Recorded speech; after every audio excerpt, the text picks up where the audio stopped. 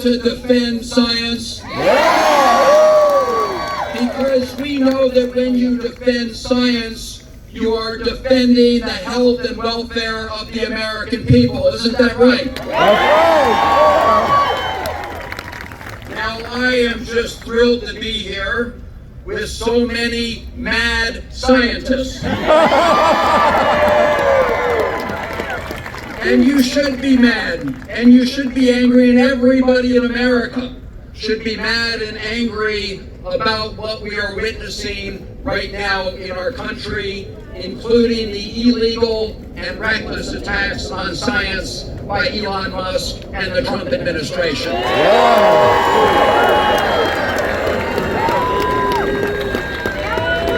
Because those illegal attacks are literally putting people's lives at risk around the country. Are we going to let that happen? Are we going to shut down the illegal Musk operation? Make no mistake, this has nothing to do with government efficiency. If you care about government efficiency, and we all do, you don't start by firing all of the inspector generals in the United States government. Because when you do that, you're firing the independent watchdogs whose job it is to look out for waste, fraud, and abuse. So when you fire the IGs as your first step, what you're doing is opening the door to waste, fraud, and abuse. That's right. That abuse is what we are seeing right now because Elon Musk and his Doge cronies are not trying to make the government more efficient. What they're doing is slashing important services that benefit all Americans and trying to rig the government to do the bidding of people like Elon Musk. Are we going to let that happen? No!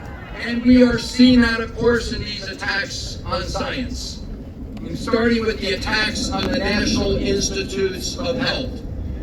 It is not efficient to freeze clinical trials that are in progress to try to find cures and treatments to cancer or Alzheimer's. Is that efficient?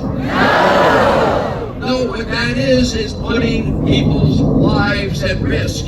It's not efficient to deny universities and institutions around the country the ability to buy equipment and other supports to do life-saving research. Is that efficient? No, this is going to end up hurting millions of Americans around the country. Now, fortunately, a federal judge has put a halt on some of these illegal activities. Thank you to the judge. And I want to read from her opinion. When she made that decision, she said there was, quote, an imminent risk of halting life-saving clinical trials, disrupting the development of innovative medical research and treatment, and shuttering of research facilities without regard for current patient care. Are we going to let that stand? I'm glad that judge issued that opinion, and we need to make sure that we continue to fight this in the courts, in Congress, and in communities around the country. Are we going to do that? I want to look at FDA. We've seen illegal firings at the Food and Drug Administration. These, of course, are the people that help make sure that the food we eat is safe. These are the people who make sure that the medicines that we take are safe and do what they say they will do. When you fire the people whose job it is to do that, you make Americans less safe. People will be hurt when you fire the people who are looking out for the American people when it comes to drugs and other kind of research. Are we going to let that happen? No! Now look at NOAA. Anybody here from NOAA? Everybody know what NOAA does? So NOAA does a lot of things, but one of the things folks at NOAA do at the National Weather Service is that there are eyes and ears when it comes to extreme weather events.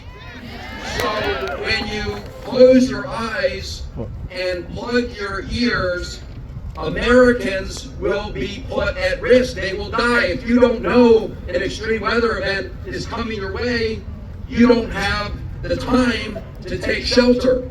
If you don't know an extreme weather event is coming your way, you can't take other measures to protect your property or your loved ones.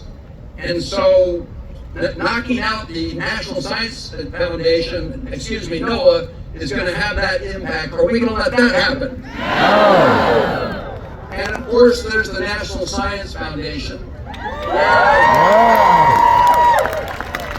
And Fred Upton was talking about this. I mean, they do cutting-edge work, and they reach out to others who are providing cutting-edge research to make sure that the United States of America remains the leader in innovation. When you fire everybody at the National Science Foundation, or lots of people, you put America's competitive edge at risk. Are we going to let that happen? Now, here's the thing. A judge, another federal judge, intervened to say those are illegal firings at the National Science Foundation. And because of that, at least for now, those employees have had to be brought back. And there are other judges that are standing up for the rule of law around the country. But we shouldn't have to rely on judges alone. We need to make sure that Congress does its job. And to do that, we need the votes to get it done, which is why what's happening here is so important, and happening at other places around the country is so important, because every member of Congress needs to recognize that they have an obligation to stand up for science, to stand up for their constituents, even when they're getting tweets against them from Elon Musk and others. And so, please call everybody you know, no matter where they live in the United States of America, and ask them to show up at rallies and town halls and demand that they be heard, because what's happening right now is a lot of members of Congress are running away from those town halls. But running away from those town halls is not going to make all of us and the American people go away. Because we are witnessing a great betrayal on the campaign trail. Donald Trump said he was going to focus on reducing prices and costs, but once in office, he began to implement Project 2025. Are we going to let that happen? So I believe at the end of the day, just like we were able to defeat the efforts to overturn the Affordable Care Act many years ago, and thank all of you who rallied to save the Affordable Care Act. Just like we did that, it was close. It ended up being one vote in the United States Senate. And I want you to keep that in mind as we rally around the country and fight this illegal Musk operation. And it requires all of us to knock on doors and make the phone calls and make your voices heard. Thank all of you for being here today to do just that, to protect our country, to save our Constitution, and to defend science. Thank you all.